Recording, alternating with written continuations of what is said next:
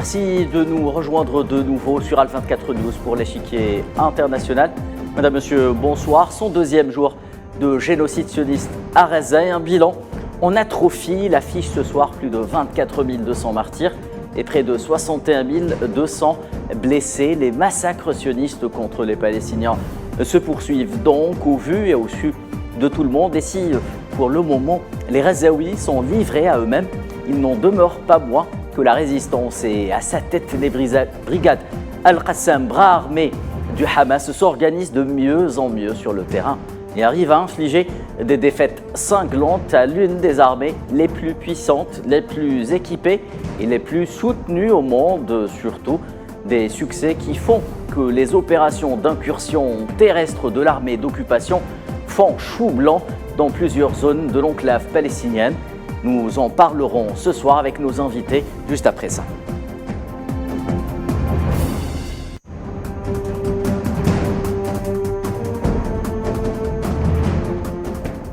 Et pour débattre ce soir de la manière dont la résistance palestinienne opère à son tour sur le terrain et inflige de nombreuses défaites à l'ennemi, j'ai le grand plaisir d'accueillir sur le plateau de l'échiquier international M. Abdelhak Mekki, politologue. Monsieur, bonsoir. Merci de nous avoir rejoints. Merci à vous pour l'invitation. Et depuis Genève en Suisse, Riyad Seydaoui, directeur du CARAP, sera également avec nous en direct. Professeur, bonsoir. Merci d'être avec nous. Bonsoir et merci pour l'invitation. Et sans transition aucune, professeur, c'est avec vous que l'on va commencer ce débat des opérations de la résistance, justement, qui se généralise peu à plusieurs zones de l'enclave et arrive justement à enregistrer des résultats que l'on peut qualifier de probants, notamment lorsqu'il s'agit d'attaquer ou de cibler des détachements de l'armée sioniste sur le terrain qui tentent d'opérer des incursions terrestres. Comment, de votre point de vue, peut-on qualifier, analyser ces opérations militaires opérées par les brigades Al-Qassam en général ? C'est un succès, un grand succès militaire. Hein. Les brigades d'Al-Qassam, le bras armé de Hamas, ou Saraya al-Quds, le bras armé du Djihad islamique, ou les brigades d'Abu Ali Mustafa, le bras armé du Front populaire de libération de Palestine. N'oublions pas qu'il y a plusieurs organisations palestiniennes qui résistent actuellement. Et hier soir, j'ai décidé de regarder pour la 4e fois sur YouTube le film de Bouhamama. Bouhamama, le résistant algérien contre les acteurs. Et la leçon, c'est que jamais le peuple n'ont perdu une guerre de résistance. Peut-être quelques batailles par-ci, par-là, mais la résistance continue. Donc, la révolution algérienne du 1er novembre 1954 nous a donné une leçon d'histoire. C'est que la volonté, la détermination de l'indépendance, et malgré les martyrs, le nombre des martyrs, et malgré la barbarie du colonisateur et la barbarie du fasciste, mais finalement, la résistance a gagné. La même chose pour la résistance palestinienne. Je pense que tout est planifié, tout est prévu afin de garder l'initiative. Le général Gieb, quand il était interrogé, le général vietnamien, il est où le secret de la victoire militaire vietnamienne, que ce soit contre la France à Dien Bien Phu ou contre les États-Unis d'Amérique? Il a dit « Nous sommes toujours préparés au pire afin de garder l'initiative. » Donc la résistance palestinienne s'est préparée pour le pire et a gardé l'initiative. On voit des jeunes, très jeunes, courageux, peut-être qu'ils étaient des enfants en 2009 ou des adolescents en 2014, les deux batailles contre l'entité sioniste. Aujourd'hui, ils sont adultes, sont jeunes et infligent des pertes énormes à l'armée israélienne. L'armée israélienne est en train de perdre chaque jour. Évidemment, sa réputation, qu'elle soit une armée invincible, là, le mythe est tombé le 7 octobre, mais aussi en juillet 2006 avec la résistance libanaise. Donc, nous sommes face à des victoires. C'est la guerre des guérillas. Certes, ce n'est pas une guerre classique.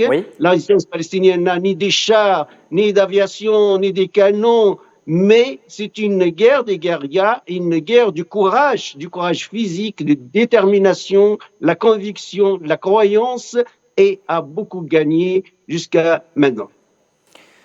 Très bien, Riyad Seydaoui, merci pour votre entrée en matière. Abdelhak Maki, Riyad Saïdaoui évoque à juste titre cette forme de guerre ou de combat militaire pratiqué par la résistance palestinienne qui s'oppose en tout point de vue à la forme avec laquelle l'entité sioniste bombarde et commet ses exactions contre les civils palestiniens à Gaza. Comment est-il possible qu'un nombre si infime de résistants puisse infliger de telles défaites à l'une des armées les plus puissantes au monde? Écoutez, selon mon avis, en tous les cas, la chose est préparée depuis bien longtemps.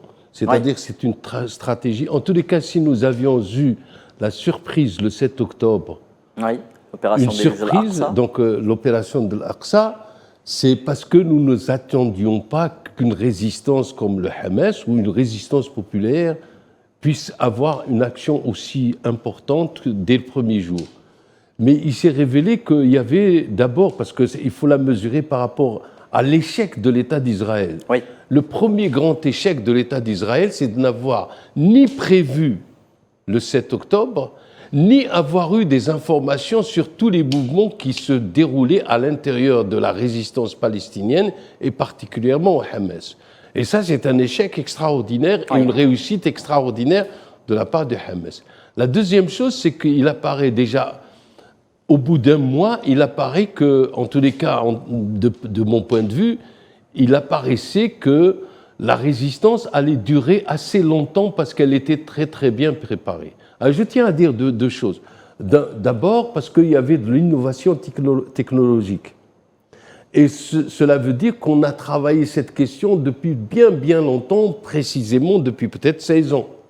Et qu'on a préparé des jeunes Palestiniens capables d'innover sur le plan technologique de façon à pouvoir porter atteinte à l'armée de Sahel avec toute l'image et la mythologie qu'on avait sur son invincibilité.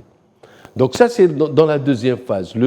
Disons, le choc, si je puis dire, psychologique avait disparu parce que nous étions déjà, au bout d'un mois, dans une résistance qui est bien organisée.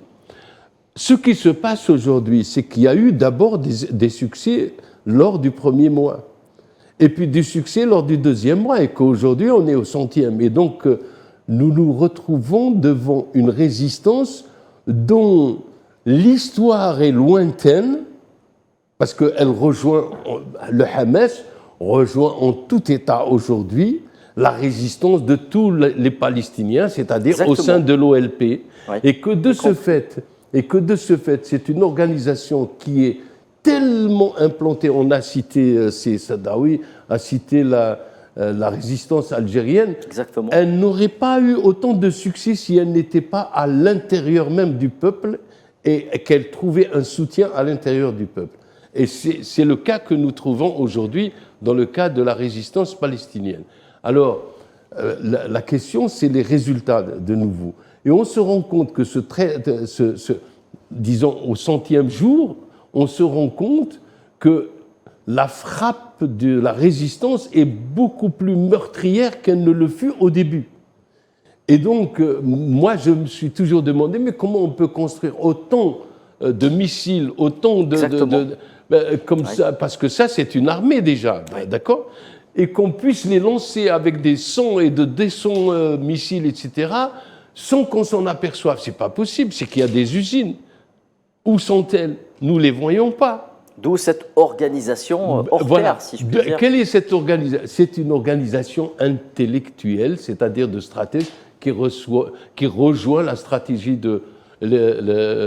sous le chinois et qui rejoint de Talleyrand, etc. Et donc, c'est des gens qui ont étudié le mouvement de la résistance de façon à non seulement le planter à l'intérieur du peuple palestinien, mais seulement c'est d'avoir des conséquences régionales capables de bouleverser toute la région. Et ça, c'est extraordinaire. C'est-à-dire qu'en somme, au sein du Hamas et au sein des brigades militaires qu'il commande en réalité, il y a une réflexion stratégique digne des grands instituts de stratégie du monde. Et que finalement, personne n'est capable aujourd'hui de dire quelle est vraiment cette stratégie et auquel elle va aboutir réellement. Très bien, Abdelhak Mekki. Donc, pour vous, la stratégie martiale des brigades Al-Qassam, justement, est l'un des secrets de cette, ou pourrait être l'un des secrets de cette réussite. Riyad Saïdaoui, l'on parle à juste titre des déboires de l'armée sioniste à Gaza, une armée qui reçoit assistance militaire de la part des États-Unis plus que n'importe quelle autre armée ou autre pays au monde. Depuis 1987, l'entité sioniste reçoit en moyenne chaque année 1,8 milliard de dollars en termes de vente ou de financement. Cette aide fut portée à 2,4 milliards de dollars sous l'administration Clinton, et l'on a vu que sous Biden, on a également demandé au Congrès d'augmenter cette aide, malgré ce soutien que l'on peut qualifier de complice avec ce que commet ou ce que les massacres perpétrés par l'entité sioniste à Gaza. Malgré tout cela, les résultats sur le terrain sont si maigres que l'entité sioniste est bien obligée de parler de retrait de certains de ces éléments, justement à partir peut-être de cette semaine. Absolument. Le ministre de la Défense américain, Lloyd Austin, avait expliqué à son homologue israélien dès les premiers jours: faites attention, nous on a vécu le drame de l'Irak, après notre invasion en Irak, en Afghanistan et surtout au Vietnam. Donc face à une résistance populaire, à une résistance armée, mais qui a un soutien populaire inconditionnel, parce que un facteur déterminant afin que la résistance militaire gagne, c'est le soutien populaire. Donc, faites attention, vous pouvez avoir une deuxième défaite à part du fait de 7 octobre. C'était un conseil d'un ami qui a peur que son allié, l'entité sioniste, perde cette guerre. Les Israéliens n'ont pas écouté Lloyd Austin, le ministre de la Défense américain, parce que les Américains, comme j'ai dit, ils ont l'expérience. Maintenant, ils sont dans ce que nous appelons la guerre des guérillas. La guerre des guérillas, c'est pas une guerre classique. J'ai dit même à mes spectateurs, j'ai une chaîne YouTube, ne craignez pas quand l'armée israélienne envahit ou gagne du terrain. C'est pas une guerre de tranchées, ce n'est pas la Première Guerre mondiale ni la Deuxième Guerre mondiale, mais c'est une guerre de guérilla, c'est une guerre des fantômes. Ça veut dire on attaque, puis nous sommes disparus. Et c'est ça la force de la résistance. C'est une littérature, comme j'ai dit, de Bouhman, l'Amir Abdelkader al-Jazairi, Mokrani, l'armée de libération nationale algérienne, le général Gieb en Vietnam, Mao Tse-tung, Che Guevara, qui a un ouvrage très connu, La guerre des guérillas, qui explique les techniques de cette guerre. Donc, la résistance armée palestinienne gagne parce que il y a un soutien populaire total, parce que elle connaît le terrain, puis il y a les tunnels, puis il y a la préparation. Aujourd'hui, on voit cette armée qui est devenue une mythologie pour certains médias arabes. C'est l'armée invincible, l'armée la plus puissante, mais qui pourrait faire la guerre contre Israël. Et voilà, des résistants. Et ça a commencé avec la résistance libanaise en juillet 2006 aussi, qui a infligé une défaite très, très douloureuse pour l'armée israélienne, rappelons-le. Et voilà, aujourd'hui, ce sont les résistants palestiniens qui infligent une défaite très douloureuse pour l'armée israélienne. Très bien, exactement, Riyad Saïdaoui. Abdelhak Mekki, justement, alors, est-ce que cette forme de résistance qui réussit, au demeurant à Gaza et dans plusieurs zones, cette résistance qui s'opère sur le terrain et qui tente de s'opposer aux tentatives d'incursion sioniste, là aussi, même question que pour M. Saïdaoui, est-ce qu'elle peut dissuader justement à la fois l'entité sioniste et ses soutiens, à commencer par les Américains, justement, de poursuivre ces opérations sur le terrain? Et est-ce que cela ne peut pas, en quelque sorte, engager une réflexion dès cette semaine sur un éventuel retrait terrestre des forces militaires sionistes? Écoutez, à mon sens, la question se pose presque autrement dans la mesure où nous avons assisté à une chose inouïe depuis que la question palestinienne est posée sur le plan international. Jamais la question palestinienne n'a eu autant de soutien dans le monde. Aujourd'hui, on peut dire qu'il y a des millions et des millions de citoyens du monde qui sont avec la cause palestinienne et qui découvrent même l'acuité de la question palestinienne. Donc ça, c'est déjà important sur un plan politique, déjà. Et donc, ce qui est en train de faire reculer les soutiens à Israël, c'est précisément cette nouvelle opinion mondiale qui est pour les droits de l'homme d'une manière générale, mais qui est anti-israélienne dans le sens. Et le plus grand échec, à mon avis, d'Israël aujourd'hui dans cette guerre, c'est le fait qu'il y a de plus en plus de juifs non sionistes qui s'expriment à l'encontre de l'État-providence que voulait construire Netanyahou pour qu'il soit un État uniquement juif. Et donc, on se rend compte qu'effectivement, qu'il y a des opinions à l'intérieur d'Israël, comme à l'extérieur d'Israël, de la communauté juive qui sont contre justement ce qui se passe. La deuxième réflexion qu'on peut faire, c'est le fait que cette résistance n'est pas une résistance ordinaire. C'est-à-dire qu'elle n'est pas une résistance d'un colonisateur à un colonisé. Il y a de la colonisation, mais c'est une résistance pour l'honneur. C'est-à-dire qu'en somme, on a tellement, et on le voit même sur le plan international, sur le plan de la politique même des grands pays occidentaux, en fait, elle était fondée sur un esprit de mépris total que l'arabe, le palestinien, d'une manière plus précise, et l'arabe d'une manière plus générale, n'est pas un homme respectable du point de vue des droits de l'homme, etc. Or, voilà ce qui se passe, c'est que cette guerre, elle a inversé complètement la réflexion et la forme même de pensée sur les droits de l'homme. C'est-à-dire que demain, nous risquons d'avoir une nouvelle version des droits de l'homme sur le fait de pouvoir, est-ce qu'on a le droit en tant que puissance de rentrer dans un pays et de le transformer comme on l'a fait en Irak et ailleurs. Et donc nous avons une problématique internationale grave qui va nécessiter un affrontement politique et stratégique important. La deuxième chose, c'est que cette question de la guerre depuis le 7 octobre, elle est en train de conforter le modèle du multilatéralisme et de la souveraineté de chaque État. Et que de ce fait, on a vu qu'il y a des États arabes aujourd'hui qui se tiennent un peu à l'écart. Oui.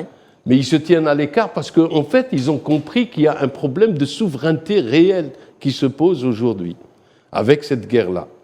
Et que aussi les pays qui, au départ, par exemple, n'avaient pas de sympathie particulière à l'égard des Palestiniens, sont en train de la découvrir pour certains. De la découvrir en tant que nation. En tant que nation. En tant que nation.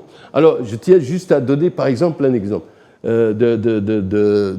L'exemple de cet officier français, c'est Guillaume Ancel, qui révèle sur le drame que nous, la presse et les observateurs, puisqu'on tient compte que des chiffres officiels. Mais lui, en tant qu'expert, qu'est-ce qu'il dit ? Il dit, mais en fait, si on tient compte qu'il y a 8000 personnes qui sont disparues officiellement annoncées par le Hamas, donc on est au-delà de 26 000. Et que si on compte les gens qui sont dans les décombres, on est au-delà des 30 000 morts, d'accord ?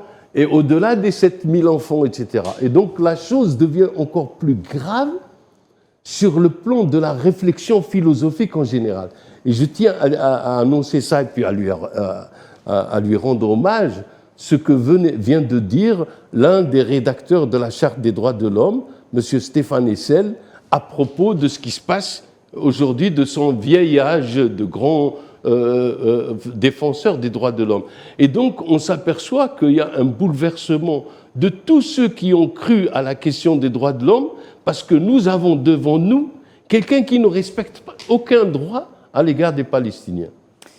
Très bien, Abdelhak Mekki, merci pour ce cheminement logique, justement, en ce qui concerne la géographie ou peut-être la manière dont sont dessinées les relations internationales, y compris en ce qui concerne le multilatéralisme, autour de cette question du conflit en Palestine, plus généralement, plus précisément du génocide sioniste à Gaza. Riyad Sidawi, j'ai envie de rester justement sur cet aspect global parce que la résistance est l'une des conséquences des succès de la résistance palestinienne sur le terrain et de faire en sorte que pas de faire en sorte, mais de pousser l'entité sioniste justement à vouloir extrapoler un peu le conflit régionalement et le mouvement des non-alignés qui est réuni actuellement à Kampala, capitale ougandaise, a pris à bras le corps la question palestinienne d'une manière qu'on avait rarement vue auparavant. Voilà aussi un autre succès, peut-être en dehors des frontières de la Palestine occupée, un succès justement qui est conséquence directe de la résistance palestinienne sur le terrain des combats. Absolument. La Gaza a gagné l'opinion publique internationale, mondiale, même l'opinion publique européenne ou américaine, malgré les médias qui sont pro-sionistes, qui sont anti-palestiniens, ils considèrent Hamas ou Djihad islamique comme des mouvements terroristes. Or, nous savons bien dans toutes les littératures que ce sont des mouvements de libération nationale, ni plus ni moins. Oui. Donc, Gaza a gagné au plan international. L'opinion publique européenne, je connais les Européens, je vis avec les Européens, et ces centaines de milliers de manifestants à Paris, à Londres, à Berlin, partout en Europe, dans les pays scandinaves, ça explique et montre bien la popularité de la cause palestinienne, que Israël a perdu cette cause, ou a perdu l'opinion publique occidentale. Alors, au plan du tiers-monde, évidemment, surtout au plan africain, on a vu que le Sud-Afrique, au tribunal de La Haye, comment le Sud-Afrique a déposé sa plainte et comment a dévoilé les crimes, les génocides de l'entité sioniste. Aussi, on veut parler aujourd'hui d'Angola, n'oublions pas l'Algérie, ce qu'elle a fait l'Algérie au sein de l'Union africaine. L'Algérie avec le Sud-Afrique et la Tunisie, d'autres pays africains ont chassé l'entité sioniste de l'Union africaine parce qu'il était un membre non permanent au sein de l'Union africaine. Donc, on voit plusieurs facteurs qui se regroupent, qui montrent bel et bien que l'entité sioniste a perdu sur tous les plans, a perdu sur le plan médiatique international, a perdu sur le plan éthique, évidemment, et des valeurs, du système valeurs, a perdu sur le plan militaire grâce à la résistance à l'intérieur et a perdu aussi sur le plan économique. On oublie qu'il y a une chute totale de l'économie israélienne. La bourse a chuté, la valeur de la monnaie israélienne a chuté, les sociétés sont en faillite. C'est grâce à l'aide américaine inconditionnelle que cette économie persiste aujourd'hui, sinon c'est le chaos total. Donc, la résistance a gagné et les faucons de l'armée israélienne veulent continuer cette guerre. La résistance palestinienne est prête, comme je dis, pour le pire. Et avec un soutien inconditionnel de tous les peuples libres. Le président de la Colombie, à titre d'exemple, a chassé l'ambassadeur israélien dans sa capitale. D'autres pays en Amérique latine, Gustavo des Petro, pays africains. Voilà ce qu'a fait le Sud-Afrique, ce qu'a fait l'Algérie, etc. Donc, malheureusement, parfois, on voit quelques pays arabes qui ont toujours des relations avec l'entité sioniste. Je ne sais pas qu'est-ce qu'ils attendent encore afin de faire une rupture, ou faire une marche arrière et arrêter cette normalisation qui ne profite pas à la cause palestinienne, mais qui profite à l'entité sioniste. Très bien, professeur Sidawi, très rapidement, Delhaq Maki, pour le mot de la fin. Jusqu'où, selon vous, justement, peuvent aller les implications régionales de l'agression sioniste sur Gaza? Est-ce que c'est la meilleure chance, au fond, qu'a aujourd'hui Gaza de parvenir à un cessez-le-feu au sein des Nations Unies? Écoutez, oui, au sein des Nations Unies, c'est-à-dire prenons la question de la Cour internationale de justice, déjà. La Cour internationale de justice, aujourd'hui, elle ne va pas, enfin dans les prochaines semaines, elle ne va pas statuer sur la question de fond. Elle statue sur la question de l'application de la Convention internationale sur les génocides, qui dit que tous les États doivent prévenir les cas de génocide. Tous les États sont responsables. Donc, par conséquent, elle a la chance, du point de vue du droit, d'abord de se prononcer sur un cessez-le-feu. Évidemment, la question... Bon, très rapidement, s'il vous plaît. Oui, très, très rapidement. évidemment, cette question, il peut y avoir un accord des juges pour décider un cessez-le-feu. Mais malheureusement, dans tout le système des Nations Unies, à l'exception du Conseil de sécurité, les résolutions et les décisions de la Cour internationale de justice ou de l'Assemblée générale ne sont pas contraignantes. C'est-à-dire Israël peut ne pas les appliquer. Des décisions qui doivent être à chaque fois validées au Conseil de sécurité. Voilà, à chaque fois validées au Conseil de sécurité, etc. Et donc, de ce point de vue-là, il ne faut pas s'attendre à une question de changement radical, mais c'est un nouveau combat et un autre type de combat. C'est pour ça que je signalais tout à l'heure que c'est en train de reposer le problème. Ça reste une victoire. De toute la Convention sur les droits de l'homme et sur les questions d'affrontement entre minorités et États. Très bien, merci Abdelhak Mekki, merci Riyad Seidawi, l'entité sioniste qui croit sans doute que le destin de la Palestine est d'être occupée, ignore que le grand destin de l'homme est de refuser son destin. Excellente soirée à tous.